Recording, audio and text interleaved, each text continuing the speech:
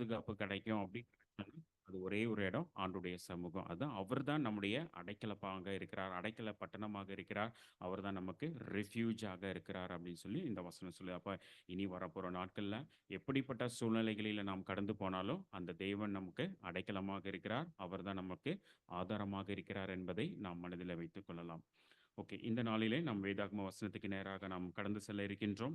நம்ம இன்னைக்கு என்ன டாபிக்ல நம்ம சிந்திக்க போறோம்னா, பி கேர்ஃபுல். நாம் கவனமாக இருக்க வேண்டிய ஒரு சில காரியங்கள்.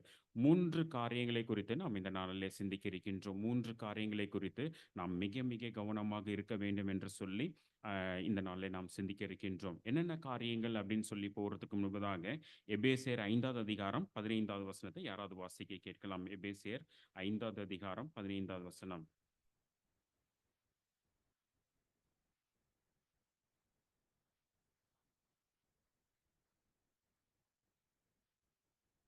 இன்னொரு வசனம் கூட 16. ஓகே. இந்த வசனம் 15ஆம் வசனத்துல சொல்லப்பட்டிருக்கிறது, ஆனபடியினாலே நீங்கள் ஞானமற்றவர்களைப் போல் நடவாமல் ஞானமுள்ளவர்களைப் போல கவனமாய் நடந்து கொள்ள பார்த்து.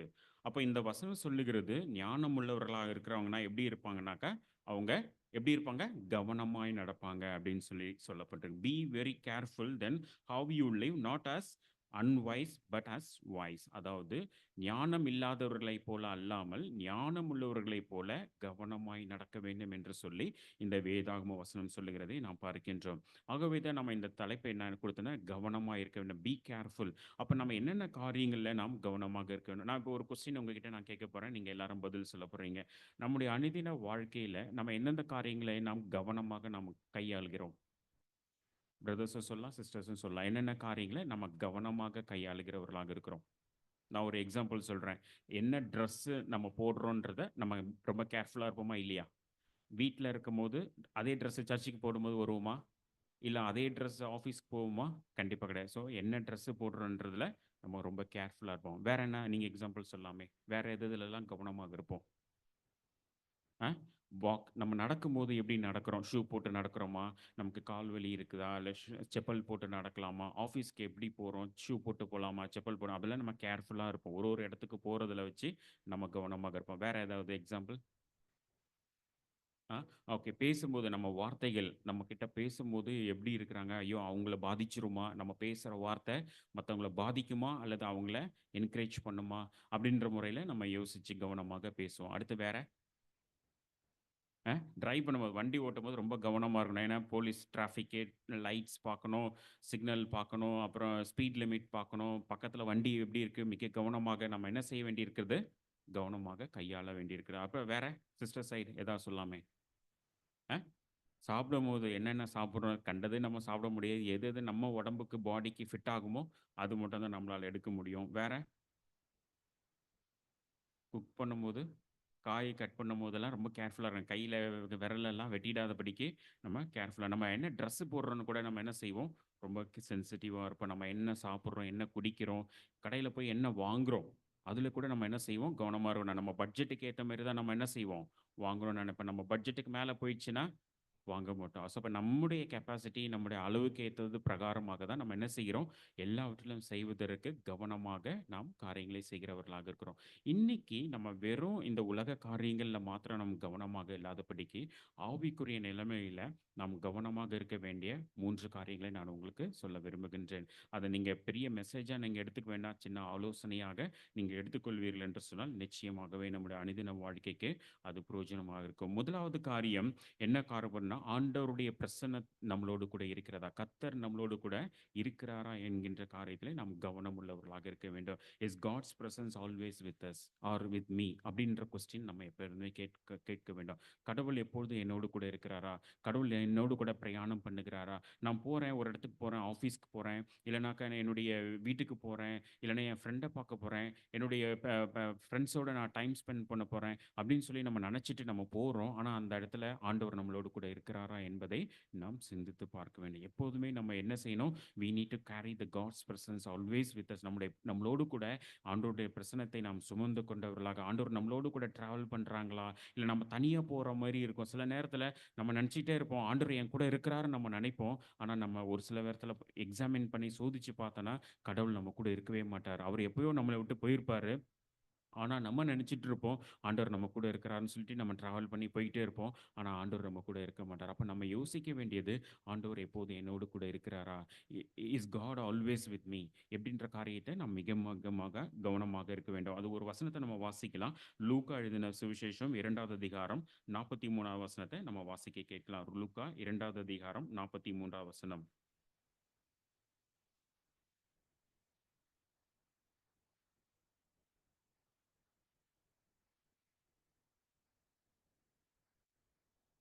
அடுத்த வசனமும்.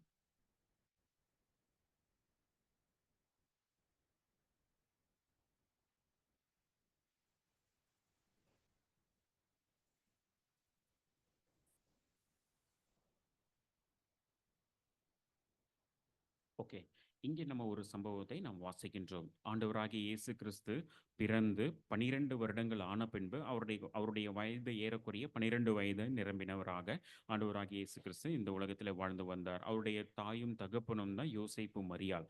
இவர்கள் எல்லாரும் வருஷம் தோறும் எருசலேமில் உள்ள தேவாலயத்துக்கு கடந்து வந்து அவர்கள் பண்டிகைகளை ஆசரித்து வந்தார்கள் என்று சொல்லி அதற்கு முன்பதான வசனத்திலே சொல்லப்பட்டிருக்கிறது. இவ்விதமாக தன்னுடைய பெற்றோரோடு கூட கடந்து வந்த ஆண்டவராகிய இயேசு கிறிஸ்து அங்க பண்டிகையை எல்லாம் செலிப்ரேட் பண்ணி முடிச்சு விட்டு அவங்க வீட்டுக்கு திரும்பி போறாங்க. வீட்டுக்கு திரும்பி போகும்போது நடந்த காரியத்தை தான் 43 வசனத்துல நம்ம வாசித்தோம். பண்டிகை நாட்கள் முடிந்து திரும்பி வருகிற போது பிள்ளையாகிய இயேசு எருசலேமிலே இருந்து விட்டார். இது அவருடைய தாயாருக்கும் யோசேப்புக்கும் தெரியாதிருந்தது. இங்க நம்ம வாசிக்க கவனிக்க வேண்டிய விஷயம், ஆண்டவராகிய இயேசு கிறிஸ்து அவங்களோடு கூட இருக்கிறாங்கன்னு நினைச்சிட்டு தான் இந்த யோசேப்பும் மரியாளும் பிரயாணம் பண்ணி அவங்க இருந்த இடத்துக்கு கடந்து வர்றாங்க. ஆனா அவங்க கூட யாரும் இல்ல, இயேசு கிறிஸ்து இல்லை. அந்த இயேசு கிறிஸ்து இல்லாதிருந்ததை அவர்கள் அறியாமல் இருந்து போனார்கள்.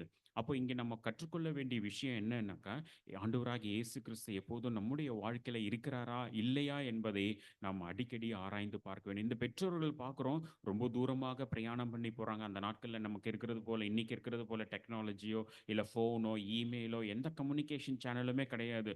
ஒன்ஸ் அவங்க விட்டுட்டு போயிட்டாங்கன்னா, மறுபடியுமாக தான் அவங்க நடந்தோ அல்லது கழுதை மேலோ இல்ல குதிரை மேலோ இந்த மாதிரி தான் அவங்க நடந்து திரும்பி வர வேண்டியதாக இருக்கும். இங்க என்ன நடக்கிறது? ஆண்டவராகிய இயேசு கிறிஸ்து அங்கே தேவாலயத்துல எருசலேம்ல தங்கிவிட்டார். ஆனா இவங்க அவங்களுடைய பெற்றோர்கள் என்ன செஞ்சுட்டாங்க? வெகு தூரம் கடந்து வந்துட்டாங்க. அடுத்த வசனத்துல நம்ம வாசிக்கிறோம். அவங்க எவ்வளவு தூரம் கடந்து வந்துட்டாங்கன்னா, கிட்டத்தட்ட ஒரு நாள் பிரயாணம் வந்துட்டாங்க அப்படின்னு சொல்லி 44 வசனத்துல வாசிக்கிறோம். அவர் பிரயாணக்காரரின் கூட்டத்தில் இருப்பார் என்று அவர்கள் நினைத்து ஒரு நாள் பிரயாணம் வந்து உறவின் முறையாரிடத்திலும் அறிமுகமானவரிடத்திலும் அவரை தேடினார்கள். இங்க என்ன பண்ணிட்டாங்கன்னாக்கா, ரொம்ப தூரம் வந்துட்டாங்க. எருசலேமிலிருந்து அவங்க வீட்டுக்கு திரும்பி வரும்போது ஏறக்குறைய ஒரு நாள் டிராவல் பண்ணி வந்துட்டாங்க. ஆனா கை கூட பையன் இருக்கிறதையோ அல்ல இயேசு கிறிஸ்து இருக்கிறதையோ அவங்க ஒரு முறை கூட தேடவே இல்ல. அவங்க பார்க்கவே இல்ல. அவங்க சிந்திக்கவே இல்ல. என்ன நடந்தது? இயேசு கிறிஸ்து எருசலேமிலே தேவாலயத்திலே தங்கிவிட்டார். இப்ப என்ன நடந்துச்சு? திடீர்னு அவங்களுக்கு நினைப்பு வருது. ஐய்யய்யோ! நம்முடைய மகனை இயேசுவை காணவில்லையே! அவர தேடி பார்க்குறாங்க. அங்கங்க பார்க்குறாங்க. கண்டுபிடிக்க முடியல. உடனே அவங்க என்ன செய்றாங்க? அவங்க பிரயாணம் பண்ணி, அவங்க வந்த தூரத்துல இருந்து அங்க போய் அங்க பிரயாணம் பண்ணி வந்து, அவங்க யார்கிட்டலாம் கேட்டாங்க? ஒரு நாள் பிரயாணம் வந்து உறவின் முறையாரிடத்திலும், அவங்களுக்கு அறிமுகமானவங்க கிட்டலாம் போய் கேட்குறாங்க. "இயேசுவை பார்த்தீர்களா?" அப்படின்னு சொல்லிட்டு. அவர் அங்கேயும் பார்க்க முடியவில்லை. மீண்டுமாக அவர்கள் பிரயாணப்பட்டு எங்கே கடந்து வந்தார்கள்? 44 வசனத்தில சொல்லப்பட்டிருக்கிறது. 45 வசனத்திலே காணாததினாலே அவரை தேடிக்கொண்டே எருசலேமுக்கு திரும்பி போனார்கள். இங்க நம்ம வாசிக்கிறோம் அருமையானவர்களே, அவரை காணாததினாலே அவங்க அவங்க கூட இல்ல, பெற்றோர் கூட இல்ல. அவர் எங்க இருக்கிறார்? எருசலேமில் இருக்கிறார். எருசலேமில தேவாலயத்திலே பிரசங்கம் பண்ணிக் கொண்டிருக்கிறார். அங்க இருக்கிற அங்க ஆசிரியர்கள், அங்க பெரிய பெரிய பொறுப்புல இருக்கிறவங்களோடு கூட சேர்ந்து வசனத்தை தியானித்து சிந்தித்துக் கொண்டிருக்கிறதை நாம் பார்க்க முடியும். தொடர்ச்சியாக நாம் வாசிக்கும்போது. அப்ப இங்க நம்ம பார்க்கிறோம் இந்த யோசேப்பும் மரியாளையும் போல ஒருவேளை நம்முடைய வாழ்க்கையில கூட நம்ம கூட நினைச்சிட்டே இருக்கலாம். ஆண்டவர் என் கூட இருக்கிறாரு. என் கூட தான் இருக்கிறாரு. சொல்றாரு, நான் ஆண்டவருடைய பிள்ளை, நான் அவருடைய சொந்த பிள்ளையா நான் அவரை ஏற்றுக்கொண்டிருக்கிறேன், நான் ஒரு விசுவாசி, நான் சபைக்கு ரெகுலரா போறேன், நான் வேதாகமம் படிக்கிறேன், ஜெபம் பண்றேன், ஆண்டவர் என்ன கூட எப்போதும் இருப்பார் நம்ம நினைச்சுக்கிட்டே இருப்போம். ஆனா சில நேரங்களில் ஆண்டவர் நம்ம கூட இல்லாமல் இருக்கிறதே நாம் உணராமல் இருக்கிறோம். இங்கே யோசேப்பும் மரியாளும் என்ன நடந்தது? இயேசு கிறிஸ்து அவரோடு கூட இருக்கிறாருன்னு அவங்க நினைச்சிட்டு இருந்தாங்க. ஆனா அவர் அவங்க கூட இல்லை என்பதை அவர்கள் அறியாமல் இருந்தார்கள் என்று சொல்லி நாம் பார்க்க முடிகிறது. அருமையானவர்களே, நம்முடைய வாழ்க்கையில நாம் எங்கு கடந்து சென்றாலும், எந்த காரியத்தை நாம் செய்வோம் என்று சொன்னாலும், நம்ம யோசிச்சு பார்க்கணும், ஆண்டவர் என்னோடு கூட இருக்கிறாரா? எல்லா சூழ்நிலைகளும் சாதகமா இருக்குது, எல்லாம் மகிழ்ச்சியான நேரமா இருக்கு அப்படின்னு சொல்லிட்டு கர்த்தர் தான் வாய்க்கை பண்றான்னு சொல்லிட்டு கடகடன்னு போய் எல்லாத்தையும் செஞ்சிட வேண்டாம். எதை செய்தாலும், எதை செய்வதற்கு முன்பதாகவும் நம்மை நாமே ஆராய்ந்து பார்க்க வேண்டும். இந்த ஆண்டவராகிய இயேசு கிறிஸ்து என்னோடு கூட இருக்கிறாரா? இல்லையா? அவருடைய பிரசன்னத்தை நான் சுமந்து கொண்டே நான் கடந்து செல்கின்றேனா? என்னோடு கூட ஆண்டவர் இருக்கிறாரா? இல்லையா? என்பதை அவ்வப்பொழுது நாம் ஆராய்ந்து பார்க்க வேண்டியது நம்முடைய பொறுப்பாக இருக்கிறது. 2வது ஒரு எக்ஸாம்பிள நான் காண்பிக்க விரும்புகிறேன். யாக்கோபுடைய நிருபத்தில யாக்கோபை குறித்து நம்ம வாசிக்கிறோம். ஆதியாகமம் 45வது அதிகாரம் 28வது வசனத்தை நம்ம வாசிக்கலாம். ஆதியாகமம் 45வது அதிகாரம் 28வது வசனம்.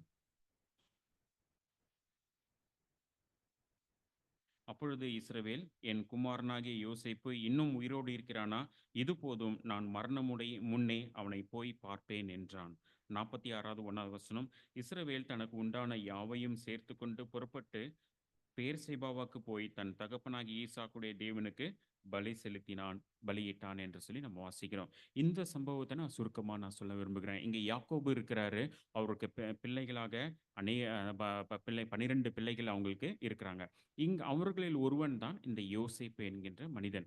அவன் சொப்பனம் காண்பான். இவ்விதமாக அவன் பெரிய உயரத்தில் இருப்பதையும், உயர்ந்த பதவியிலே இருப்பதும், மற்றவர்கள் எல்லாம் அவனை தாழ விழுந்து வணங்குகிறதையும் அவன் சொப்பனமாக ஒரு நாளிலே கண்டான். அது முதல் அவருடைய சகோதரர்கள் எல்லாரும் இந்த யோசேப்பை மேல் பொறாமை கொள்ள ஆரம்பித்து விட்டார்கள். இப்பொழுது என்ன நடக்கிறது? இவனை விற்று போடலாம், இவனை கொலை செய்து விடலாம் என்று சொல்லி ஒரு கிணற்றிலே தூக்கி போட்டார்கள்.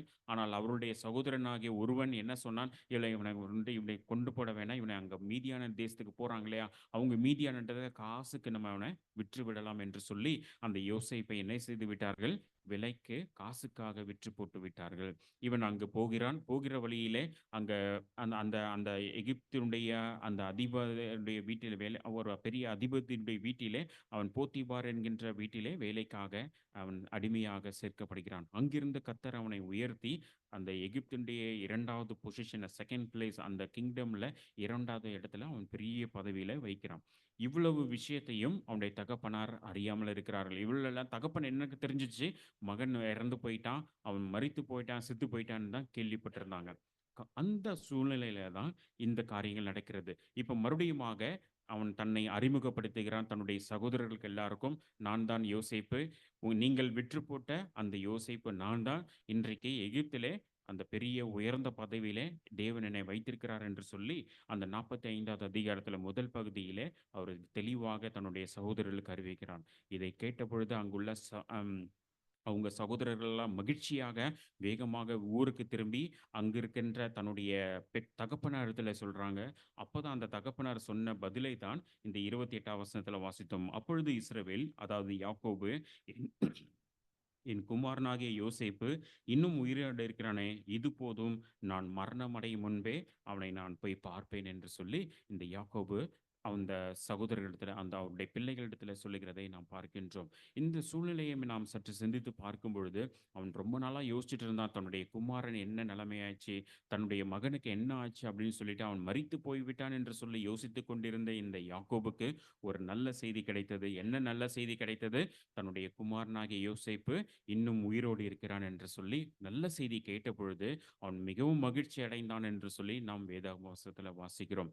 ஒருவேளை நம்ம என்ன செஞ்சிருப்போம்? இப்ப இந்த பொசிஷன்ல நீங்களும் நானும் இருந்தா என்ன செஞ்சிருப்போம்? நம்முடைய பிள்ளை காணாமல் போயிடுச்சு, மரிச்சு போயிடுச்சுன்னு சொல்லியிருக்காங்க. இப்பொழுது அங்க அங்க தூர தேசத்துல இருக்கிறான் அப்படின்னு சொல்லி நமக்கு அந்த செய்தி கேட்டுச்சுன்னா, நீங்களும் நானும் நம்ம என்ன பண்ணியிருப்போம்? என்ன செஞ்சிருப்போம்?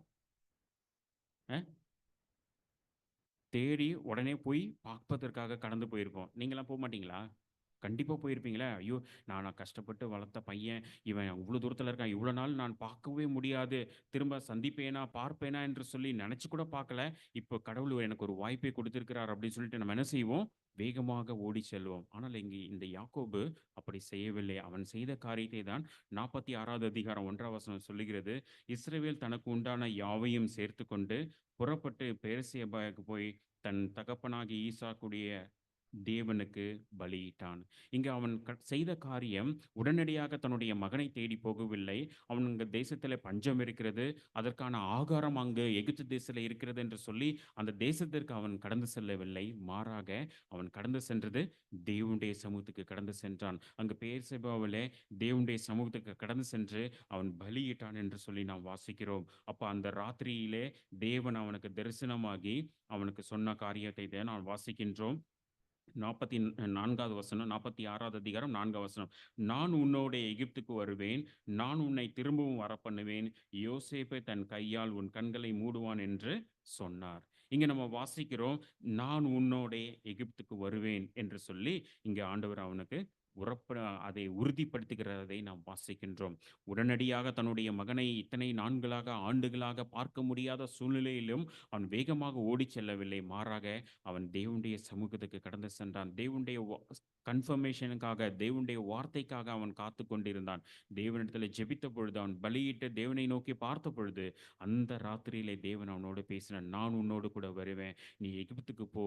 நான் திரும்பவும் உன்னை கொண்டு வருவேன் என்று சொல்லி தேவன் அவனுடைய ஜெபத்தை கேட்டு அவனுக்கு அவனுக்கு அவன் தேவனுடைய வார்த்தையை அவனுக்கு நல்கி தந்தார் என்று சொல்லி நாம் வாசிக்கிறோம்.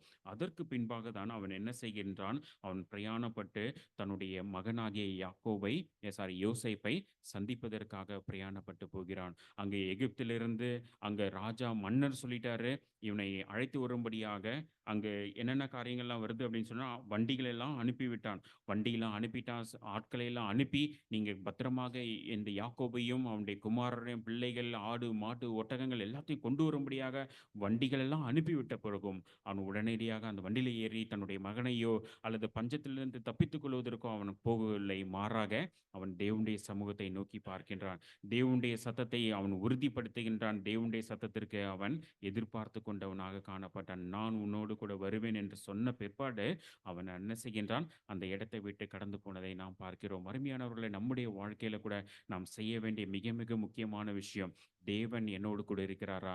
தேவன் என்னோடு கூட பிரயாணப்பட்டு வருகிறாரா என்பதை நாம் மிக கவனமாக இருக்க வேண்டும். இந்த யாக்கோபுடைய வாழ்க்கையில நம்ம பார்த்தோம் இல்லையா? அவனுக்கு தனக்கு ஆதரவான நான் எதிர்பார்த்து கொண்டிருந்த தன்னுடைய மகன் இருக்கிறான் என்று சொல்லி கேட்ட பின்பாது கூட அவன் உடனடியாக அவன் கடந்து போகவில்லை. மாறாக அவன் தேவனுடைய சமூகத்தை அவன் தேடி சென்று, தேவன் என்னோடு கூட வருகிறார், பிரயாணப்பட்டு வருவார், என்னோடு கூட பிரயாணப்பட்டு எகிப்துக்கு வருவார் என்று சொல்லி அந்த கன்ஃபர்மேஷன் கிடைச்சதுக்கு அப்புறம் தான் அவன் அந்த இடத்தை விட்டு கடந்து செல்கிறான். அதே போல நம்முடைய வாழ்க்கையில கூட எந்த காரியம் நாம் செய்வோம் என்று சொன்னாலும் தேவனுடைய பிரசனம், ஆண்டவருடைய கன்ஃபர்மேஷன் இல்லாமல் எதையும் நாம் செய்ய வேண்டாம். எவ்வளவு காலதாமதமானாலும் பரவாயில்ல. கொஞ்ச நேரம் நம்ம பொறுத்திருந்து தேவனுடைய சமூகத்துக்கு நாம் கடந்து சென்று தேவனுடைய கன்ஃபர்மேஷனை நம்ம வாங்கிக்கிட்டு, ஆண்டவர் இதில பிரியப்படுகிறாரா? ஆண்டவருடைய சித்தம் இதில இருக்கிறதா? என்று சொல்லி ஒவ்வொரு காரியத்தையும் நாம் ஆராய்ந்து பார்த்து பின்பு நாம் அந்த காரியத்தை நாம் செய்வது மிக சிறப்பானதாக இருக்கும். இன்னொரு காரியத்தை நம்ம வாசிக்கலாம். இன்னொரு எக்ஸாம்பிள் 1 சாமுவேல் 4வது அதிகாரம் 1வது வசனத்தை நாம் வாசிக்க கேட்கலாம். 1 சாமுவேல் 4வது அதிகாரம் 1வது வசனம்.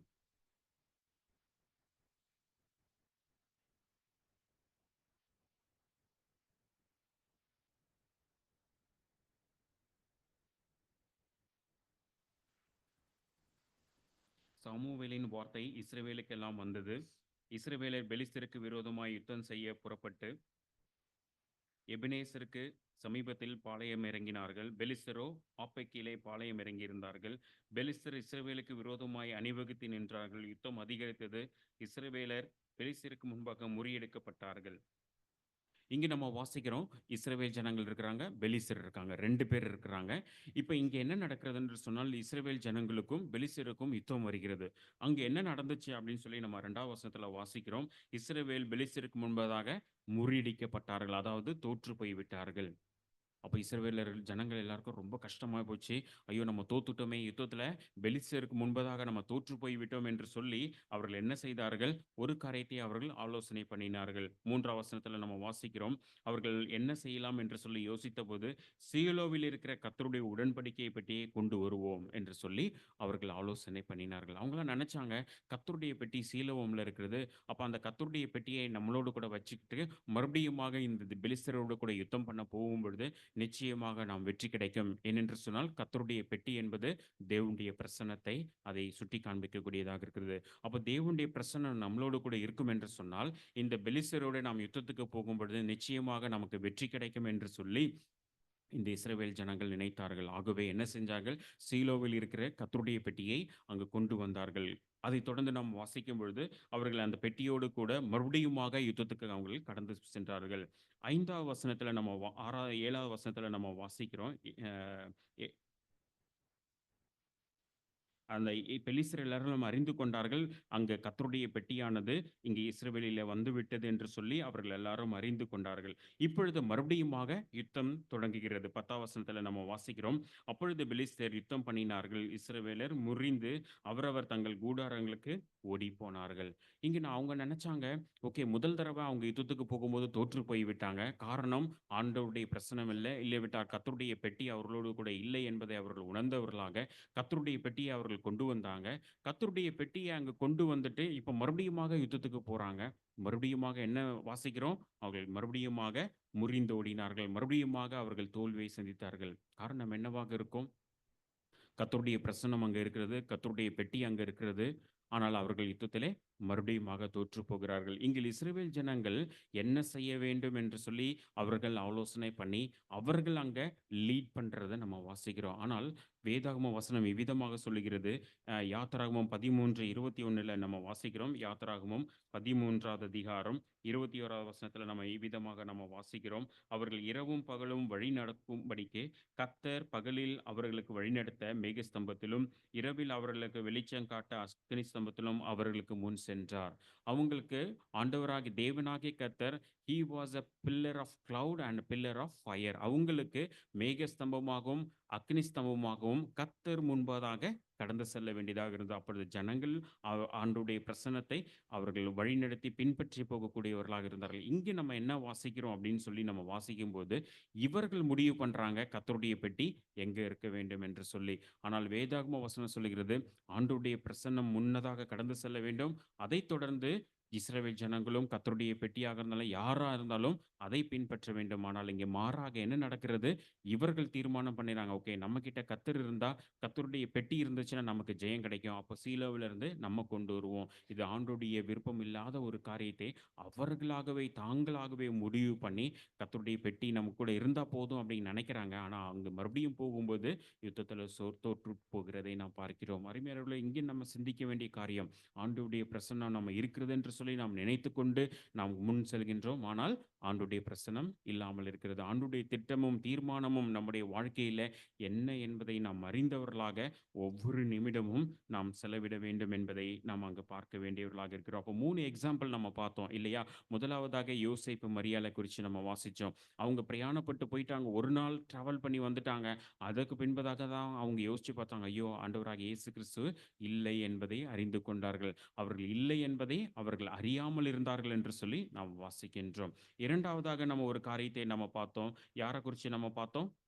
யாக்கோபை குறித்து பார்த்தோம். யாக்கோபுடைய வாழ்க்கையில என்ன நடந்தது? தன்னுடைய மகன் இருக்கிறான், உயிரோடு இருக்கிறான் என்று சொல்ல உடனடியாக தன்னுடைய மகனை பார்க்க போகவில்லை. மாறாக தேவனுடைய பிரசன்னத்தை என்று கடந்து சென்று, தேவனுடைய கன்ஃபர்மேஷன், ஆண்டவருடைய கன்ஃபர்மேஷன் வாங்கிட்டு, நான் உன்னோடே வருவேன் என்ற கன்ஃபர்மேஷன் ஆண்டவர் அவனை யாக்கோபுக்கு கொடுத்த பிறகு தான் அவர் கடந்து சென்றார் என்று சொல்லி நாம் வாசித்தோம்.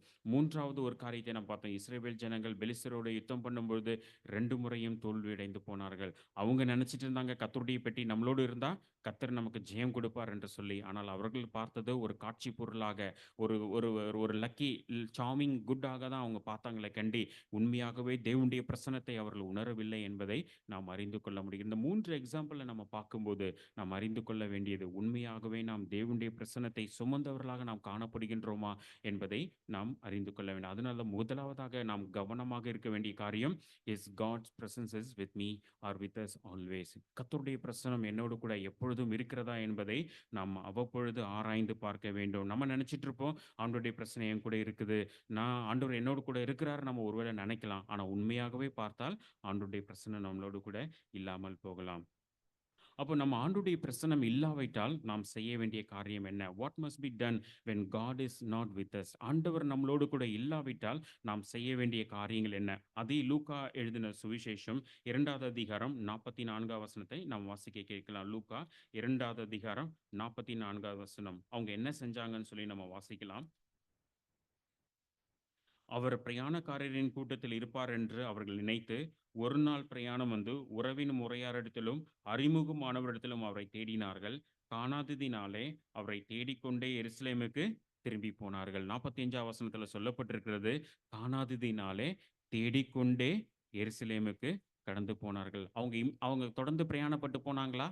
இல்ல. அவங்க செய்த காரியம், they stopped and returned to Jerusalem. அவங்க என்ன செய்ய வேண்டும்? நம்மளும் ஆண்டவருடைய பிரசன்னம் நம்மளோடு கூட இல்லாவிட்டால், நீங்களும் நானும் செய்ய வேண்டியது, உடனடியாக நாம் நிற்க வேண்டும். அங்கேயே அவங்க நின்னுட்டாங்க. அவங்க மரியாளும் யோசேப்பும் தன்னுடைய பிரயாணத்தை அவர்கள் தொடரவில்லை. மாறாக அவர்கள் என்ன செய்தார்கள்? தன்னுடைய பிரயாணத்தை உடனடியாக நிறுத்திவிட்டு, அவங்க மறுபடியுமாக தேடி, அவர்கள் மீண்டுமாக பிரயாணத்தை ரிவர்ஸ் சைடாக, பேக் சைடாக எங்கே இயேசு கிறிஸ்துவை விட்டார்களோ அந்த இடத்துக்கு அவர்கள் பிரயாணம் பண்ணி போனார்கள். முதலாவதாக தன்னுடைய அறிமுகமானவர்களும் தங்களுடைய உறவினரிடத்திலும் போய் கேட்டாங்க. அவர் இல்லை என்று சொல்லி அவரை தேடிக்கொண்டே அவர்கள் எருசலேமுக்கு கடந்து சென்றார்கள். எருசலேம் என்பது தேவனுடைய ஆலயம் இருக்கிற இடம். தேவனுடைய பிரசன்னத்துக்கு நேராக அவர்கள் கடந்து சென்றார்கள் என்று சொல்லி நாம் அறிந்து கொள்ள முடியும். அருமையானவர்களே, நம்முடைய வாழ்க்கையில் ஆண்டவருடைய பிரசன்னம் இல்லை என்பதை நாம் அறிந்த உடனே உடனடியாக நாம் நிறுத்தி கொள்ள வேண்டும். நாம் அடுத்தபடியாக அடுத்த படி கூட நாம் எடுத்து வைக்கக்கூடாது. அடுத்த ஸ்டெப்பு கூட நம்ம போக வேண்டாம். சற்று அந்த இடத்துல நாம் we need to stop. உடனடியாக நாம் அங்கே நிறுத்திவிட வேண்டும். நம்முடைய பிரயாணத்தையோ, நம்முடைய டிராவலையோ, நாம் செய்கின்ற காரியங்களையோ, நம்ம பிளான் பண்ண காரியம் எவ்வளோ பெருசா இருந்தாலும் சரி, ஆண்டவருடைய பிரசன்னமும், ஆண்டவருடைய சித்தமும் நம்மளோடு கூட இல்லாவிட்டால், உடனடியாக நான் நிறுத்திவிட்டு, நாம் என்ன செய்ய வேண்டும்? we need to go back to God's presence. ஆண்டவருடைய பிரசன்னம். இங்க மரியாளும் யோசேப்பும் செய்த காரியம் என்ன?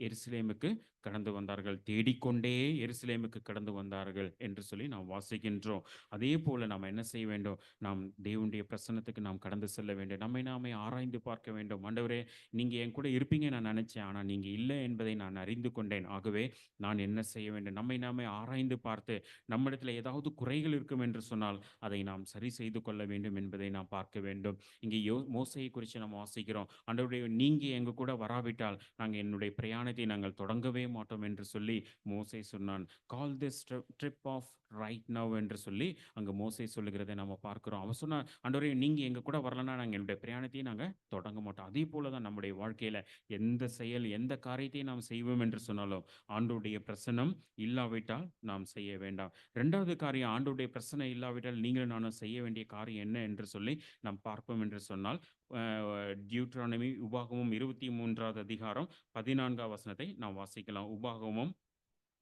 23வது அதிகாரம் 14வது வசனம் என்ன செய்ய வேண்டும் என்று சொல்லி அங்கு சொல்லப்பட்டிருக்கிறது.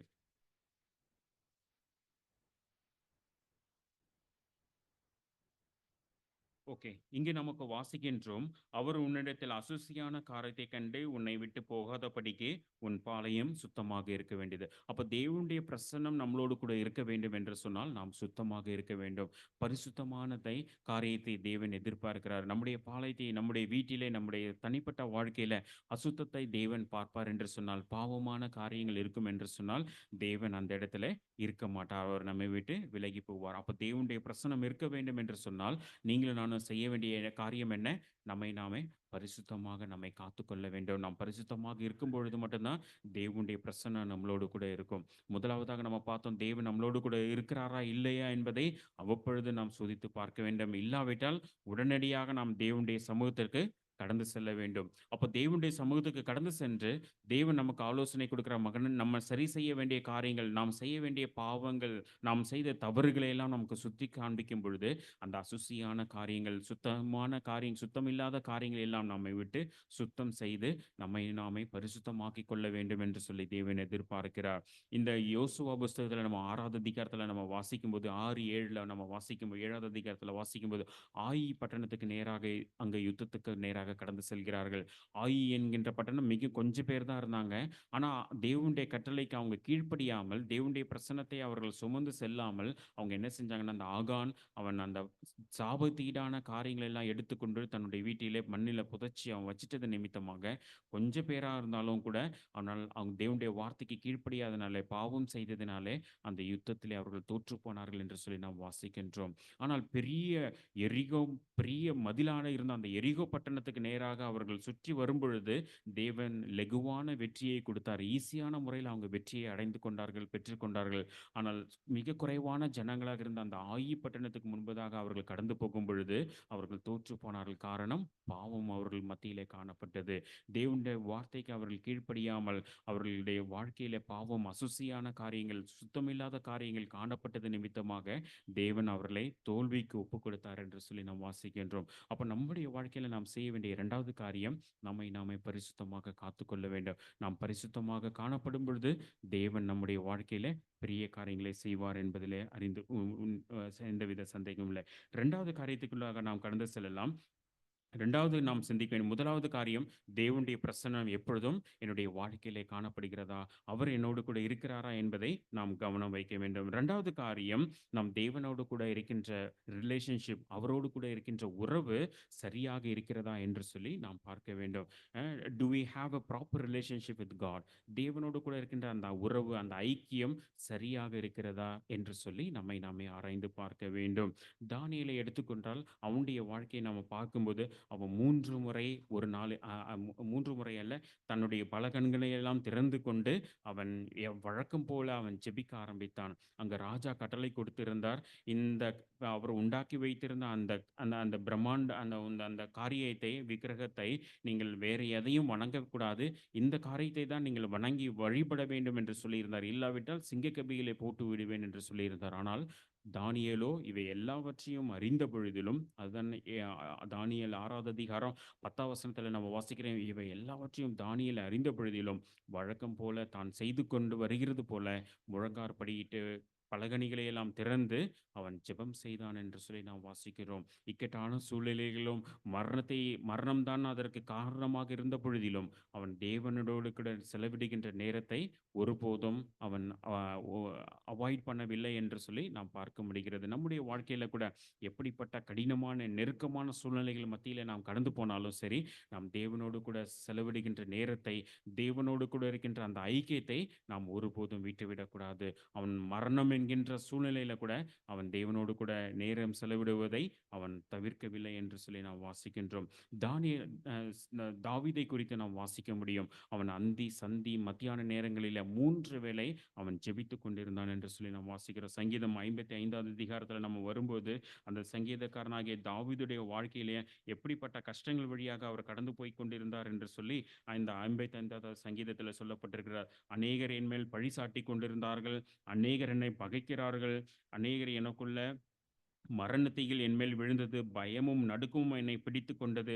இப்படிப்பட்ட சூழ்நிலையில அவன் பயமும், திகிலும் நடுக்கிக் கொண்டிருந்த வேளையில, தன்னுடைய பகைஞர்கள் எல்லாரும் அவனை எதிர்த்துக் கொண்டிருந்த வேளையில, இக்கட்டான சூழ்நிலையிலும் அங்க சங்கீதக்காரனாகிய அந்த தாவீது 3 முறை ஜெபித்தார். அவர் 17ஆம் வசனம் சொல்லப்பட்டிருக்கிறது.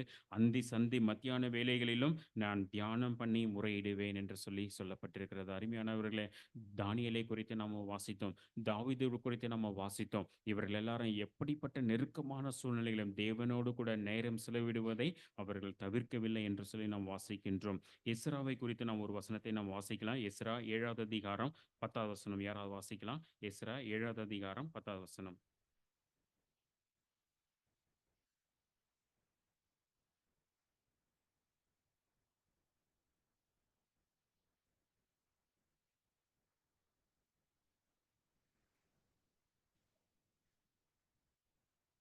ஓகே. இங்கே வாசிக்கிறோம் 10வது வசனத்திலே, அவன் எஸ்றா என்னென்ன காரியம் செய்தான்? கர்த்தருடைய வேதத்தை ஆராயவும், அதின்படி செய்யவும், அவைகளை உபதேசிக்கவும் செய்தான் என்று சொல்லி 3 காரியங்களை அங்க அவனை குறித்து சொல்லப்பட்டிருக்கிறது. அ Ezra had prepared his heart to seek the Lord, law of the Lord and to do it and to teach. அப்ப 3 காரியங்கள் அவன் செய்தான் என்று சொல்லி சொல்லப்பட்டிருக்கிறது. ஆராயும்படியாக வேதாகம வசனத்தை அவன் ஆராயத் தொடங்கிவிட்டான். வேதாகம வசனத்தை ஆராய்வது என்று சொன்னால், நேரம் எடுத்து வேதாகம வசனத்தை வாசித்து, அதை தியானித்து, ஆண்டவரோடு கூட நேரம் செலவிடுவதை அவன் முக்கியப்படுத்திக் கொண்டான். அடுத்ததாக அதன்படி செய்யவும் அவன் தொடங்கிவிட்டான்.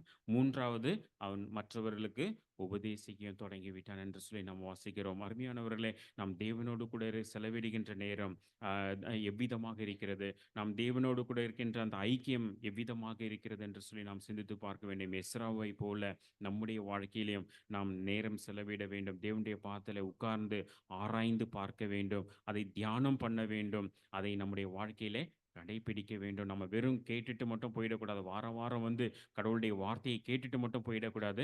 அந்த வசனத்தை கேட்டு அதன் பிரகாரமாக நாம் செய்யக்கூடியவர்களாக இருக்க வேண்டும். வெறும் செய்றது மட்டும் இல்ல, அதை கேட்டு மற்றவர்களுக்கு அதை உபதேசிக்கவும், மற்றவர்களுக்கு அதை சொல்லிக் கொடுக்கவும், தனக்கு கிடைச்ச அந்த சந்தோஷத்தை மற்றவர்களுக்கும் அதை சொல்லிக் கொடுக்கவும் தொடங்கினான் என்று சொல்லி நாம் வாசிக்கிறோம். அப்ப 2வது விஷயம் நாம் மிக கவனமாக இருக்க வேண்டியது, தேவனோடு கூட இருக்கின்ற அந்த ஐக்கியம், அந்த உறவு சரியாக இருக்கிறதா? எவ்விதமாக இருக்கிறது? நான் தேவனோடு கூட வேதம் வாசிக்கிறேன். அது எவ்வளோ நேரம் நான் வேதம் வாசிப்பதற்காக டைம் செலவு பண்றேன்? எவ்வளோ நேரம் நான் ஜெபிப்பதற்காக செலவு பண்றேன்? எனக்கு ஃபேமிலி இருக்கு, பிள்ளைங்க இருக்கிறாங்க, வேலை இருக்குது, டயர்டா இருக்கு. அநேக காரணம் நம்ம சொல்லலாம். ஆனா இவை எல்லாவற்றின் மத்தியிலும் கொஞ்ச நேரமாவது நம்ம என்ன செய்ய வேண்டும்? வேதத்தை வாசிக்க வேண்டும், தியானம் பண்ண வேண்டும், அ ம ஜெபம் செய்ய வேண்டும். மரணமே நமக்கு வச்சிருந்தாலும் சரி, நேரத்தை நாம் செலவிட வேண்டும் என்று சொல்லி நாம் பார்க்க வேண்டும். 1வது காரியம், கர்த்தருடைய பிரசன்னம் என்னோடு கூட இருக்கிறதா? என்பதை நாம் ஆராய்ந்து பார்க்க வேண்டும். 2வது தேவனுடைய பிர அ தே தேவனோடு கூட நேரம் செலவிடுகிறோமா? தேவனோடு கூட அந்த ஐக்கியம், உறவு சரியாக இருக்கிறதா? என்று சொல்லி நாம் பார்க்க வேண்டும். 3வது காரியத்தை நான் சொல்லி முடிக்க விரும்புகிறேன். 3வது காரியம், நம்முடைய பேச்சு. What do we speak? நாம் எதை பேசிக் கொண்டிருக்கிறோம்? நம்முடைய பேச்சிலே நாம் கவனமுள்ளவர்களாக இருக்க வேண்டும். லூக்கா எழுதின சுவிசேஷம் 24வது அதிகாரத்துக்கு நேராக நம்முடைய சிந்தையை நாம் திருப்பலாம். 24வது அதிகாரம் பதின் அ ப ப எ 17வது வசனத்தை நாம் வாசிக்கலாம். லூக்கா 24:17. அப்பொழுது அவர் அவர்களை நோக்கி, நீங்கள் துக்கமுள்ளவர்களாய் வழிநடந்து ஒருவருக்கொருவர் சொல்லுகிற காரியங்கள் என்னவென்று கேட்டார். இங்கே பார்க்கிறோம், இங்கே எம்மாவு பட்டணத்துக்கு நேராக சீஷர்கள், ஆண்டவருடைய சீஷர்கள் 2 பேர் அவர்கள் பிரயாணமாக போகிறார்கள். அவர்களோடு கூட பேசிக்கொண்டே போகிறார்கள். ஆண்டவராகிய இயேசு கிறிஸ்து அவர் மரிப்பார், அடக்கம் பண்ணப்படுவார், 3ஆம் நாள்ல உயிர்த்தெழுவார். இப்ப கல்லறையில போய் பார்த்தாங்க. சீஷர்கள்லாம் பார்க்கும்போது வெறும் சீலைகள் தான் காணப்பட்டது. ஆண்டவராகிய இயேசு கிறிஸ்துவை பார்க்க முடியவில்லை. இனி என்ன நடக்கப் போகிறது என்று சொல்லி இந்த காரியங்கள் நடந்த சம்பவங்களை எல்லாம் யோசித்துக் கொண்டே அவர்கள் எம்மாவுக்கு நேராக கடந்து போய் கொண்டிருக்கும் பொழுது, ஆண்டவராகிய இயேசு கிறிஸ்து அவர்களோடு கூட இருந்தார். ஆனால் அவர்கள் அறியாமல் இருந்தார்கள். இந்த சூழ்நிலையில அவர்கள் ஆண்டவராகிய இயேசு கிறிஸ்து அவர்கள் பேசிக் கொண்டிருக்கிறதை கேட்டுக்கொண்டிருக்கும் பொழுது 17ஆம் வசனத்துல சொன்னார், அவர் அவர்களை பார்த்து, நீங்கள் துக்கமுள்ளவர்களாய் நடந்து போகிறார்கள் என்று சொல்லி கேட்டார். அவங்க துக்கமுள்ளவர்களாய் நடந்து போனார்கள். ஏன் அவர்கள் துக்கமுள்ளவர்களாய் நடந்து போனார்கள்? ஏனென்று சொன்னால், அவர்கள் ஆண்டவராகிய இயேசு கிறிஸ்து அவர்களோடு கூட பயணித்து விட்டார். அவர்களோடு கூட பிரயாணம் பண்ண அநேக அற்புதங்கள், அடையாளங்கள்லாம் செஞ்சாங்க. அவருக்கு இப்பொழுது காணவில்லை. அவர் உயிரோடு இல்லவில்லை. மரித்த இடத்திலும் காணவில்லை. வெறும் சீலைகள் தான் இருக்கிறது என்று சொல்லி பயந்து போய் அவர்கள் துக்கமுகமாய் அவர்கள் கடந்து போன சூழ்நிலையுமே நாம் பார்க்கின்றோம். 2வது நம்ம வாசிக்கணும் 21ஆம் வசனத்துல, இவரே இஸ்ரவேலை மீட்டு ரட்சிப்பார் என்று சொல்லி நாங்கள் நம்பியிருந்தோம். அவருடைய நம்பிக்கையற்ற போன ஒரு சூழ்நிலைமை. 1வது பார்த்தோம், அவர்கள் துக்கமான சூழ்நிலைமையில இருந்தார்கள். 2வது பார்க்கிறோம், அவர்கள் நம்பிக்கையற்றவர்களாக இவர்தான் மரித்து மீட்டெடுக்கின்ற இஸ்ரவேலை மீட்டெடுக்கின்ற அவர் இரட்சகர் என்று சொல்லி எண்ணியிருந்தோம். ஆனால் இப்பொழுது அவரை காணவில்லை என்று சொல்லி நம்பிக்கையற்ற ஹோப்லெஸ் சிட்யூவேஷன்ல அவங்க கடந்து போனாங்க. முன்னாடி ஒரு சேட் சிட்யூவேஷன்ல இருந்தாங்க. 2வது ஹோப்லெஸ் சிட்யூவேஷன்ல அவங்க கடந்து போனதை நம்ம பார்க்கிறோம். 3வது காரியத்தை 25ஆம் வசனத்துல நம்ம வாசிக்கிறோம்.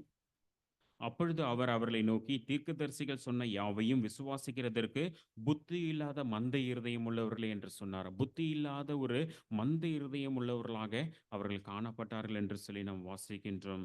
And slow of heart, foolish பீப்புளாக அவங்க காணப்பட்ட மந்த இருதயம் உள்ளவர்களாக காணப்பட்ட முதலாவது ஒரு சேட் பீப்புளாக இருந்தாங்க, துக்கமுடையவர்களாக இருந்தாங்க. ரெண்டாவது நம்ம பார்த்தோம் ஹோப்லெஸ் பீப்புளாக நம்பிக்கையற்ற சூழ்நிலைமை. மூன்றாவது அவங்க இருதயம் எல்லாம் என்ன செய்யப்பட்டிருக்கிறது, புத்தி இல்லாத மந்த இருதயம் உள்ள ஒரு சூழ்நிலைமை. காரணம் இந்த ஆண்டவராகிய இயேசு கிறிஸ்து அவரோடு கூட வாழ்ந்த நாட்களை எல்லாம் அவங்க நினைச்சு பார்த்து அவர் இப்போ காணவில்லை என்று சொல்லி யோசித்து கொண்டு இருந்தார்கள். ஆனால் இப்படிப்பட்ட சூழ்நிலையில அவங்க கடந்து போகும் பொழுது ஆண்டவராகிய இயேசு கிறிஸ்து செய்த காரியம்தான் நம்ம ஆச்சரியப்படக்கூடியதாக இருந்தது. அவர் செய்த காரியத்தை 26, 27 வசனங்களிலே நாம் வாசிக்க முடியும். கிறிஸ்து இவ்விதமாக பாடுபடவும் தமது மகிமையில் பிரவேசிக்கவும் வேண்டியதில்லை என்று சொல்லி மோசே முதலிய சகல தீர்க்கதரிசன எழுதின வேத வாக்கியங்கள் எல்லாவற்றிலும் தம்மை குறித்து சொல்லியவர்களை அவருக்கு விவரித்து காண்பித்தார். இவ்வளோ கடினமான சூழ்நிலைகள், அவர்கள் கஷ்டமான இருந்தாங்க, சேட் பீப்புளாக இருந்தாங்க, ஹோப்லெஸ் சுச்சுவேஷனில் கடந்து போனாங்க. இருதயமெல்லாம் நொறுங்குண்ட நிலைமையில், சின்ன பண்ண மாண்ட நிலைமையில், மந்த இருதயமுடைய சூழ்நிலையில் ஆண்டவராகிய இயேசு கிறிஸ்து அவரோடு கூட பிரயாணப்படும் பொழுது அவர் சொன்ன காரியம் வேற எதுவும் சொல்லலை, வேத வாக்கியங்களை எல்லாம் அவர்களுக்கு சொல்லி கொடுத்தார். மோசே முதல் அவர் சகல தீர்க்கதரிசிகளிலும் வாழ்க்கையில் நடந்த காரியங்கள் எல்லாவற்றையும் அவர் அங்கே சொல்லி கொடுத்தார். He expounded them in all the scripture அப்படின்னு சொல்லி சொல்லப்பட்டிருக்கிறது. வேத வாக்கியங்களை எல்லாம் அவர்களுக்கு சொல்லிக் கொடுத்தார். அருமையானவர்களே, நாம் எதை பேசுகிறவர்களாக இருக்கிற ஆண்டவருடைய வாழ்க்கையை பாருங்கள், ஆண்டவராகிய இயேசு கிறிஸ்து செய்த காரியத்தை பாருங்கள். அவர்கள் எல்லாரும் துக்கமுகமாக இருந்த பொழுதிலும், நம்பிக்கையற்ற சூழ்நிலையில் அவர்கள் கடந்து போன பொழுதிலும், மந்த இருதயம் உள்ளவர்களாக இருந்த பொழுதிலும் அவர்களுக்கு ஆண்டவராகிய இயேசு கிறிஸ்து சொன்ன காரியம் வேதாகம வசனத்தை அவர்களுக்கு கற்றுக் கொடுத்தார். வேத வாக்கியங்களை எல்லாம் விவரித்து சொன்னார் என்று சொல்லி நாம் வாசிக்கிறோம். நம் எப்படிப்பட்டவர்களாக இருக்கிறோம், நம்முடைய வாயின் வார்த்தைகள் எவ்விதமாக இருக்கிறது. தேவனாக ஆண்டவராக இயேசு கிறிஸ்து செய்தது போல இந்த வேதாகம வசனம் நம்முடைய இருதயத்திலே நிறைந்திருக்கு. இருதயத்தின் நிறைவு நாள் வாய் பேசும் என்று சொல்லப்பட்டிருக்கு. நம்முடைய வாயினால், நம்முடைய இருதயம் வேதாகம வசனத்தினாலே நிறைந்திருக்க வேண்டும். அப்பதான் இப்படிப்பட்ட இடுக்கமான சூழ்நிலைகள் எல்லாம் நான் கடந்து போகும் பொழுது வேதாகம வசனம் நம்முடைய வாயிலே வரும் என்பதை நாம் அறிந்து கொள்ள வேண்டும். அப்போ 3 காரியங்களை நாம் பார்த்தோம். ஒன்று, தேவனுடைய பிரசன்னம் எப்பொழுதும் நம்மோடு கூட இருக்கிறதா, தேவனோடு கூட இருக்கின்ற அந்த ஐக்கியம், உறவு எவ்விதமாக இருக்கிறது. மூன்றாவதாக நாம் பார்த்தோம், நாம் எவ்விதமாக பேசுகிறோம், நம்முடைய வாயின் வார்த்தைகள் எவ்விதமாக இருக்கிறது, நாம் எதை பேசுகிறோம் என்று சொல்லி நாம் பார்த்தோம். வருகிற நாட்களில் நம்மை நாமே ஆராய்ந்து பார்ப்போம். தேவனுடைய பிரசன்னத்தை சுமந்தவர்களாக நம்முடைய தேவனோடு கூட நம்மளோடு கூட இருக்கின்ற உறவு எவ்விதமாக இருக்கிறது என்று சொல்லி நாம் எவ்விதமான வார்த்தைகளை பேசுகிறோம், வேதாகம வசனத்தை பேசுகிறோமா, தேவனுடைய காரியங்களை பேசுகிறோமா என்பதை நம்மை நாம் ஆராய்ந்து பார்த்து வாழ தேவன் நமக்கு உதவி செய்வாராக. ஆமென்.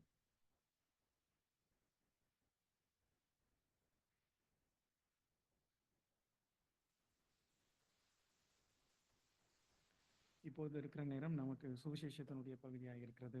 ஒரு முறை கப்பலிலே பிரயாணம் பண்ணுகிற ஒரு நபர் மிகுந்த துக்கமுடையவராக அந்த கப்பலில் பிரயாணம் பண்ணி போய் கொண்டிருந்தார். அப்பொழுது அந்த கப்பலை ஓட்டுகின்ற அந்த மாலுமி வந்து கேட்டார், ஏன்பா நீ இவ்வளோ துக்கமா இருக்கிற அப்படின்னு. அவர் சொன்னாராம், பாருங்க, நான் 2 நாளுக்கு உணவு நான் கொண்டு வந்தேன், நம்ம பிரயாணமா 5 நாள் போனோம், ஆனால் என்கிட்ட 2 நாள் உணவு முடிஞ்சிருச்சு, இன்னும் 3 நாளுக்கான உணவு இல்லை, நான் எப்படி சமாளிக்க போறேன்னு எனக்கு தெரியல அப்படின்னு சொல்லி. அப்போ அந்த மாலுமி கேட்டாரு, உன்கிட்ட அந்த டிக்கெட் கொடுத்துருப்பாங்களே கப்பல் ஏறுறதுக்கு, அந்த டிக்கெட் இருக்கா? ஆமா, அதை கொடு அப்படின்னு சொல்லி அதை திருப்பி பார்க்கும் பொழுது அவர் பிரயாணம் பண்ணி போகிற 5 நாளுக்கான உணவு அந்த சீட்டுல எழுதி இருந்துச்சு. ஆனா அவருக்கு அது தெரியல. அதனால என்ன செய்யல, அவர் துக்கமுகமா இருந்தாரு. அது தெரிஞ்சதுக்கு அப்புறம் சந்தோஷமா அது எங்க கிடைக்குமோ போய் அவர் என்ன செஞ்சாருன்னா அந்த கப்பல்ல வாங்கி சாப்பிட்டு சந்தோஷமா இருந்தார். அதே போலதான் நமக்கும் கூட ஆண்டவர் அனுதின மன்னாவா இருக்கக்கூடிய இந்த வேத வசனத்தை நம்முடைய கரங்களில் கொடுத்திருக்கிறாங்க. அப்பப்போ நம்ம என்ன செய்யணும், திருப்பி என்ன செய்யணும், நம்ம கொஞ்சம் பார்க்கணும், வாசிச்சு பார்க்கணும், தியானிச்சு பார்க்கணும். ஆண்டவருடைய மறைபொருள் நமக்கு அன்றன்றுக்கு வேண்டிய ஆகாரத்தை, ஆண்டவர் உணவை நமக்கு இந்த வேத வசனங்கள்ல நம்ம கொடுத்திருக்கிறாங்க. இதை நாம் வாசிக்கும் பொழுது விசுவாச வாழ்க்கையிலே முன்னேறுவதற்கும் நம்மை வழிநடத்தி செல்வதற்கும் எல்லா விதத்திற்கும் இந்த வேதாகம வசனமானது நமக்கு போதுமானதாக இருக்கிறது. இப்பொழுதும் கூட சுவிசேஷ பகுதிக்காக லூக்கா எழுதின சுவிசேஷம் 12ஆம் அதிகாரம் 16 20 வரை இருக்கக்கூடிய வசனங்களை நாம் வாசிக்க இருக்கின்றோம். லூக்கா எழுதின சுவிசேஷம் 12ஆம் அதிகாரம் 16 20 வரை உள்ள வசனங்கள். அல்லாமலும் ஒரு உவமை அவர்களுக்கு சொன்னார். ஐஸ்வர்யமுள்ள உன்னுடைய நிலம் நன்றாய் விளைந்தது. அப்பொழுது அவன், நான் என்ன செய்வேன், என் தானியங்களை சேர்த்து வைக்கிறதற்கு இடமில்லையே, நான் ஒன்று செய்வேன், என் களஞ்சியங்களை இடித்து பெரிதாக கட்டி எனக்கு விளைந்த தானியத்தை என் பொருட்களையும் அங்கே சேர்த்து வைத்து பின்பு என் ஆத்துமாவே உனக்காக அநேக வருஷங்களுக்கு அநேக பொருட்களை சேர்த்து வைக்கப்பட்டிருக்கிறது. நீ இளைப்பாறி புசித்து குடித்து பூரிப்பாயிரு என்று என் ஆத்துமாவோடே சொல்லுவேன் என்று தனக்குள்ளே சிந்தித்துக் கொண்டான். தேவனோ அவனை நோக்கி, மதிகேடனே, உன் ஆத்துமா உன்னிடத்திலிருந்து இந்த ராத்திரியிலே எடுத்துக்கொள்ளப்படும். அப்பொழுது நீ சேர்த்து வைத்தவர்கள் யாருடையதாகும் என்றார். அருமையானவர்களே, நீங்க எல்லாம் சாயங்காலம் வேலையெல்லாம் முடிச்சு வந்திருப்பீங்க. ரொம்ப களைப்பா இருப்பீங்க. கொஞ்ச நேரம் ஒரு 10 நிமிடம் என்னோடு கூட சேர்ந்து இந்த வசனங்களையும் ஆண்டவருடைய வார்த்தையை நீங்க கேட்கும்படியாக நான் அன்போடு கூட நான் கேட்டுக்கொள்கிறேன். இந்த இந்த செய்தியினுடைய தலைப்பு நம்ம இப்படியா நம்ம பார்க்கிறோம், ஐஸ்வர்யம் உள்ள ஒரு மதிகேடன்.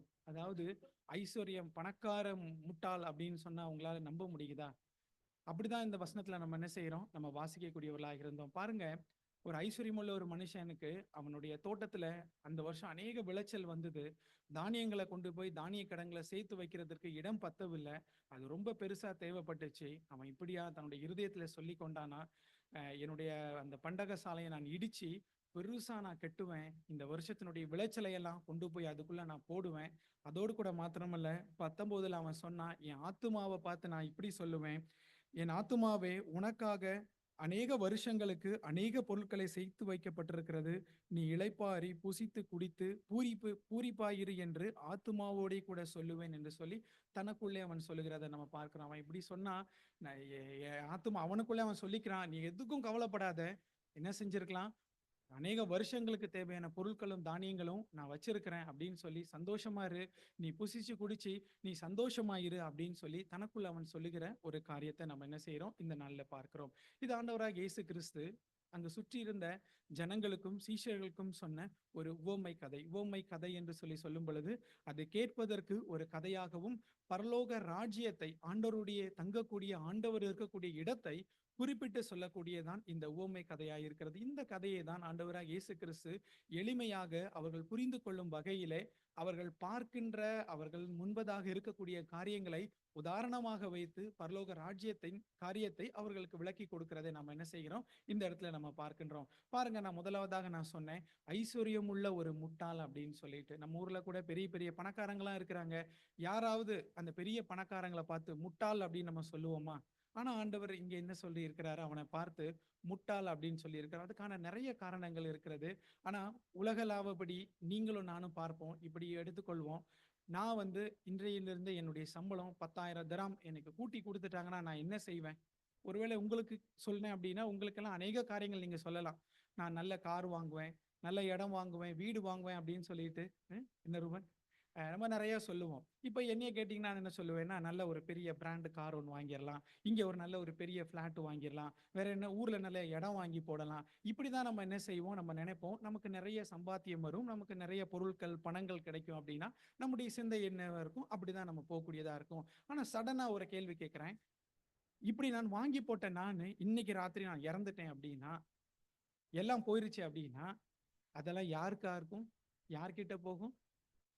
அதான் அந்த வசனம் சொல்லப்பட்டிருக்கிறது, இன்று ராத்திரியிலே உன்னுடைய உயிர், உன்னுடைய ஆத்துமா உன்னுடைய உடலில் இருந்து எடுக்கப்படும் அப்படின்னு சொன்னா, நீ சம்பாதித்தவைகள் எல்லாம் யாருடையதாகும், இதெல்லாம் யார்கிட்டப்பா போகும் அப்படின்னு சொல்லிட்டு அவனிடத்துல கடவுள் என்ன செய்கிறார், அவன் கேட்கிறான். அவன் தனக்குள்ள அவன் தன்னுடைய ஆத்துமாவை பார்த்து சொன்னா, நான் இவ்வளோ சேர்த்து வச்சிருக்கிறேன், எனக்கு பணம் இருக்கு, பேரு இருக்கு, புகழ் இருக்குது, சம்பாத்தியம் நிறைய வச்சிருக்கிறேன், என்னுடைய தானிய கிடங்கு இடிச்சு நான் பெருசாக்க போகின்றேன், என் ஆத்துமா கிட்ட நான் சொன்னேன், புசிச்சு குடிச்சு நீ சந்தோஷமா இருக்கிற வரைக்கும்.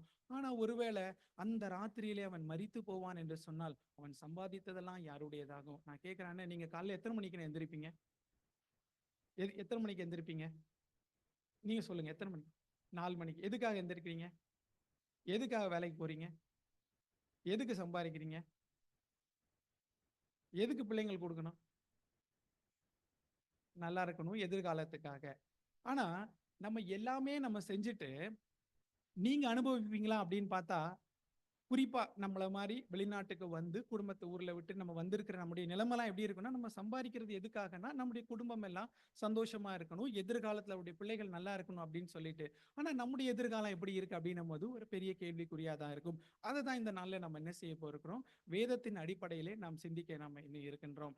அப்போ அந்த அந்த மனுஷனை பார்த்து, அந்த ஐஸ்வர்யனை பார்த்து ஆண்டவர் சொன்னாரு, மதிகேடனான மனுஷனே, இன்றைக்கு உன்னுடைய ஆத்துமா இந்த ராத்திரியிலே உன்னிடத்திலிருந்து எடுக்கப்படும்னா நீ சம்பாதித்தவைகள் எல்லாம் யாருடையதாகும்?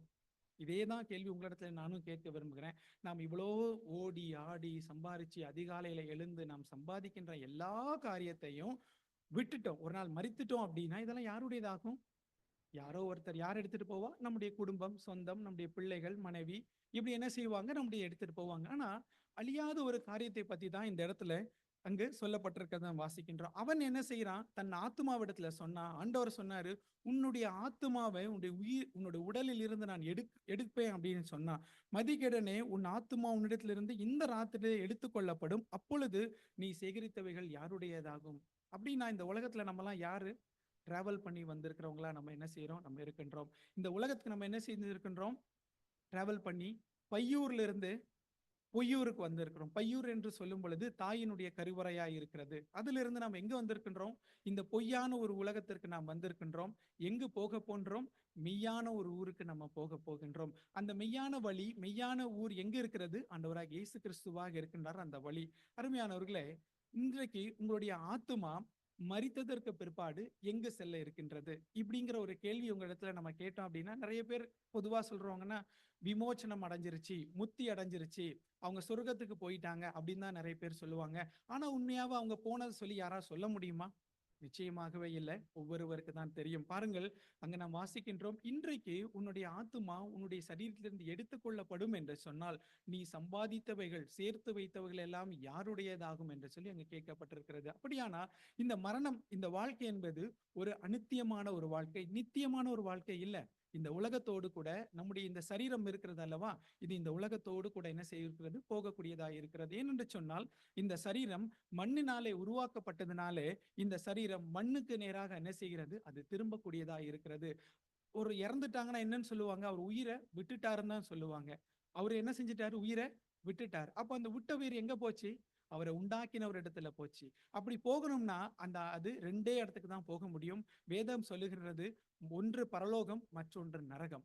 இந்த பரலோகம் நரகத்துக்கு தான் இந்த இந்த ஆத்துமா இருக்கிறது அல்லவா, இந்த நம்முடைய ஆண்டவர் நம்ம கொடுத்திருக்கிற அந்த ஆத்துமா இரண்டே இடத்துக்கு தான் போக முடியும். ஒன்று பரலோகம், மற்றொன்று நரகம். இந்த இரண்டுல நான் கேட்பேன் அப்படின்னா நிறைய பேர் சொல்ல முடியும், நான் பரலோகத்திற்கு போவேன். ஏன் அப்படின்னு சொல்லி கேட்டேன் அப்படின்னா, நீங்க சொல்லலாம், ஆண்டவராக இயேசு கிறிஸ்துவை நான் என்னுடைய சொந்த ரட்சகராக ஏற்றுக்கொண்டு இருக்கின்றேன்.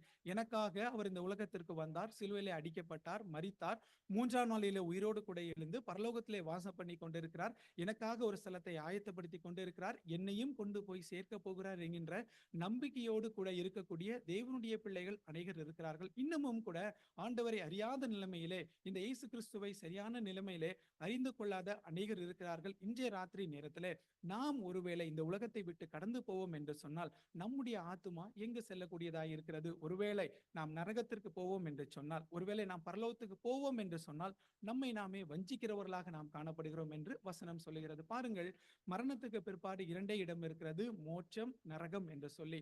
நரகத்திற்கு போவதற்கு நம்ம எதுவுமே பண்ண வேண்டாம், இருக்கிற நிலைமையிலே இப்படியே இருந்தோம் என்று சொன்னால் நம்ம போய் விடலாம். ஆனால் நாம் சொர்க்கத்திற்கு போக வேண்டும், மோட்சத்திற்கு போக வேண்டும், சொர்க்கத்திற்கு போக வேண்டும், கடவுளோடு கூட இருக்க வேண்டும், நம்மை உண்டாக்கினவரும் நமக்கு ஜீவனை கொடுத்த அவரிடத்திலே நாம் போக வேண்டும் என்று சொன்னால், நாம் என்ன செய்ய வேண்டும்? அவரை உள்ளானபடியாக நம்முடைய இருதயத்திலே ஏற்றுக்கொள்ள வேண்டும். எப்படி? இவர்தான் மெய்யான தேவன், இவர் ஆண்டவராக இயேசு கிறிஸ்து. ஏன் இயேசு கிறிஸ்து அந்த சிலுவையில மரித்தார் என்று சொன்னால், உங்களுக்கு எல்லாருக்குமே தெரியும், அவர் ஒரு தப்புமே செய்யல. அவரை தவறு செய்யாத அவரை தவறு செஞ்சவரா சிலுவையில் அடிச்சாங்க. அப்படி அல்ல, தவறு செய்யாத அவரை நம்முடைய தப்பிதங்களுக்காக, நாம் செய்த தவறுக்காக நமக்கு பதிலாக தான் ஆண்டவராக இயேசு கிறிஸ்து அந்த சிலுவை மரித்திலே அவர் மரித்தார்.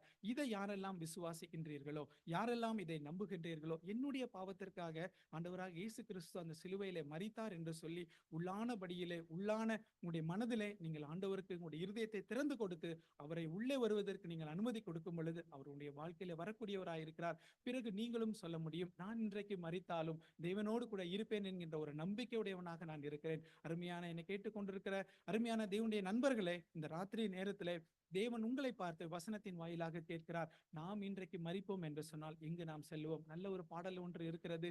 இன்றைக்கு உன் ஜீவன் போனால் எங்கு நீ சென்றிடுவாய்? இன்றே தீர்மானம் செய், இது ரட்சிப்பின் நாளாய் இருக்கிறது. அருமையானவர்களே, யோசித்து பாருங்கள். நீங்கள் எப்படிப்பட்ட நிலைமையில் வேண்டுமானாலும் இருக்கலாம், எப்படிப்பட்ட பின்னணியிலும் இருந்து நீங்கள் கடந்து வந்தவர்களாக நீங்கள் இருக்கலாம். நான் இந்த உலகத்திலே மகா பெரிய கொடுமையானவன், நான் அநேக பாவம் செய்தவன் என்று சொல்லி நீங்கள் சொன்னால், உங்களை தான் ஆண்டவர் தேடி அவர் வந்திருக்கிறார். அவர் பாவிகளை நேசிக்கக்கூடிய தேவனாய் இருக்கிறார். அவர் பாவத்தை நேசிப்பவர் அல்ல, பாவியை நேசிக்கக்கூடியவராய் இருக்கிறார்.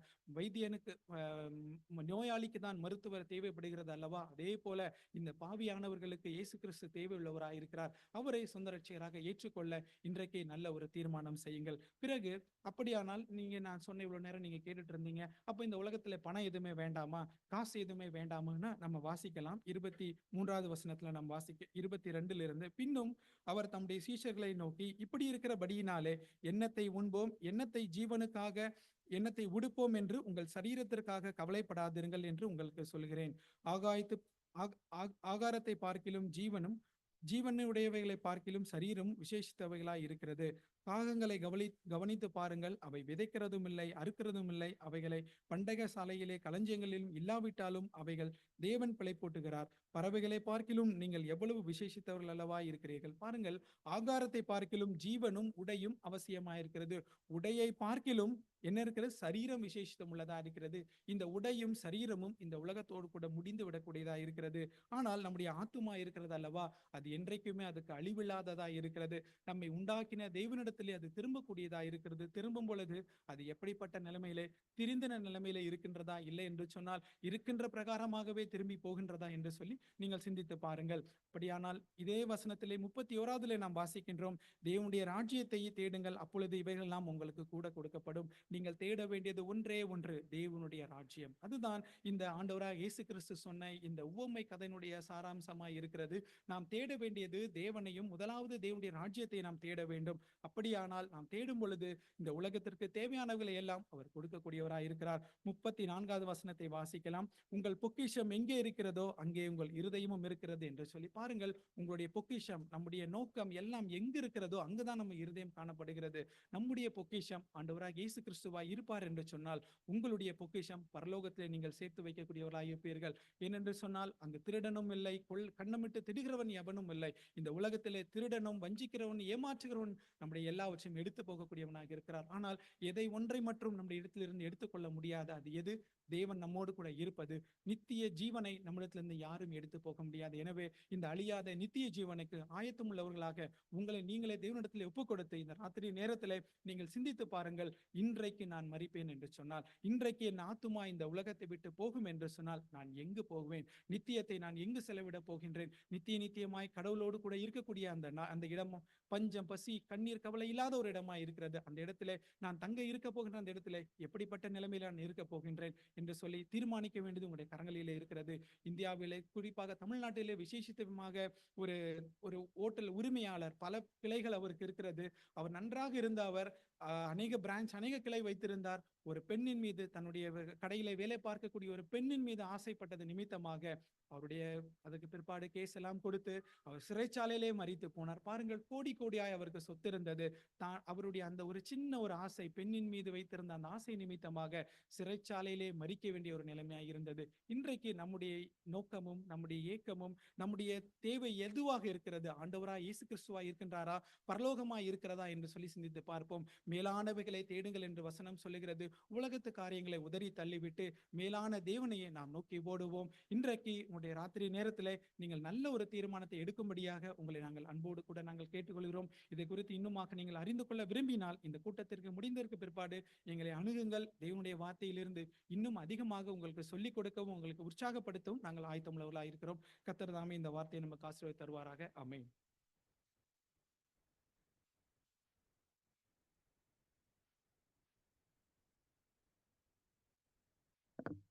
ஜெபம் செய்யலாம்.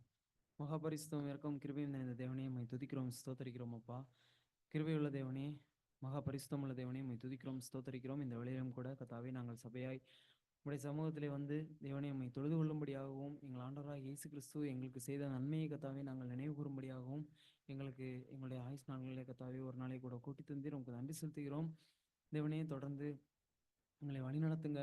அப்பா ஆண்டவரே, நாங்கள் கேட்ட வசனங்களுக்காக உமக்கு நன்றி செலுத்துகிறோம். அதை பகிர்ந்து தந்த உம்முடைய தாசனை எடுத்து பயன்படுத்துங்க.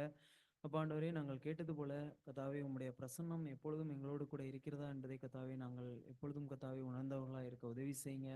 அது மட்டுமல்ல தேவனே, எங்களுடைய பேச்சு எப்படி இருக்கிறது கர்த்தாவே, எங்களுடைய ஜெபம் எங்களுடைய ஜெப வாழ்க்கை எப்படி இருக்கிறது என்பதை கர்த்தாவே நாங்கள் உணர்ந்து வாழ உதவி செய்யுங்க. எங்களுடைய கர்த்தாவே வாழ்க்கை பரிசுத்தமுள்ளதா இருக்கிறதா என்பதை கர்த்தாவே நாங்கள் அறிந்து வாழ நீதாமே எங்களுக்கு உதவி செய்வனுமாய் ஜெபிக்கிறோம் கர்த்தாவே.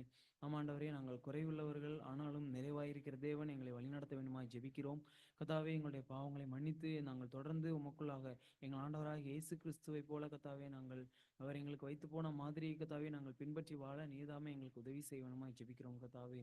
ஆமாண்டவரே, கர்த்தாவே எங்களுடைய சபைக்காகவும் ஜெபிக்கிறோம். சபையானது இன்னும் எண்ணிக்கையிலும் ஆவிக்கிற தரத்திலும் வளர்ந்து பிறகு உதவி செய்யுங்க கர்த்தாவே. புதிதாக வருகிற ஒவ்வொருவருக்காகவும் ஜெபிக்கிறோம் கர்த்தாவே. அவர்கள் யாருமே அறிந்து கொள்ள நீரே ஜீவனுள்ள தேவன் என்பதை அவர்கள் கண்டுகொள்ள உதவி செய்யுங்க. மற்றும் கர்த்தாவே, சபையில் உள்ள ஒருவருக்காகவும் கர்த்தாவே பலவீனம் சுகவீனம் உள்ள ஒருவருக்காகவும் ஜெபிக்கிறோம் கர்த்தாவே. பலவீனத்திலே உம்முடைய பலன் பூர்ணமாய் விளங்க வேண்டுமாய் ஜெபிக்கிறோம் கர்த்தாவே. அது மட்டுமல்ல தேவனே, தொடர்ந்து நீதாமே அவர்களை வழிநடத்த வேண்டுமாய் ஜெபிக்கிறோம் கர்த்தாவே. கர்த்தாவே, சபையில் நடக்கிற இந்த வார மீட்டிங்ஸ் எல்லாவற்றிலும் கர்த்தாவே உம்முடைய கிருபை இருக்க உதவி செய்யுங்க. உம்முடைய நாமம் மட்டுமே கர்த்தாவே அதில் மகிமைப்பட நீதாமே உதவி செய்ய வேண்டுமாய் ஜெபிக்கிறோம் கர்த்தாவே. நாங்கள் பிரிந்து செல்கிறோம் தேவனே. பிரியாத நேசர் எங்களோடு கூட இருந்து வழி நடத்துங்க. இந்த துதி ஸ்தோத்திர விண்ணப்பங்கள் யாவையும் எங்கள் ஆண்டவரும் இரட்சகருமாய் இருக்கிற கர்த்தராகிய இயேசு கிறிஸ்து நாமத்தில் வேண்டிக்கிறோம் ஜீவனுள்ள பிதாவே.